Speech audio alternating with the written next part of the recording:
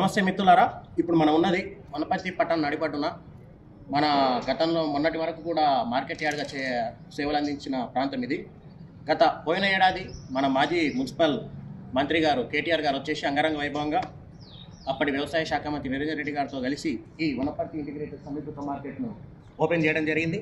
Open చేసిన రోజు మాత్రం జనాలు, కూరగాయలు అమ్మే వాళ్ళు, పండ్ల అమ్మేటోళ్ళు అందరూ ఏదో ఉన్నట్టు వాళ్ళు ఫోటోషాప్ చేసుకున్నారు. అద్భుతంగా ఉంది. ఓకే, దాని గురించి పెడదాం.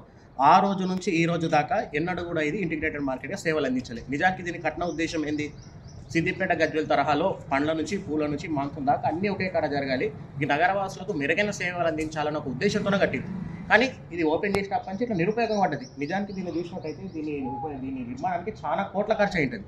చాలా పెద్ద భవనం, కానీ ఎలాంటి ఉపయోగం లేకుండా ఇట్లా పడిపోవడం ఎంతవరకు న్యాయం అనేది మీరే ఆలోచించుకోండి. సో నేను ఇప్పటికైనా ప్రజాప్రతినిధులను, అధికారులను ఒకటే కోరుతున్నా, దయచేసి ప్రజాధనంతో నిర్మించబడే ఇలాంటి నిర్మాణాలను ఇట్లా నిరుపయోగంగా పెట్టకండి. దాన్ని ఏదో ఒక పరంగా వాడండి. ఇంత మనకి నడిబొడ్డున పెద్ద బిల్డింగ్ మనం కట్టుకున్నాం ప్రజాధనంతో, అది నిరుపయోగం ఉండడం ఏమాత్రం మంచిది కాదు అని మనస్ఫూర్తిగా కోరుకుంటున్నాను. ధన్యవాదాలు.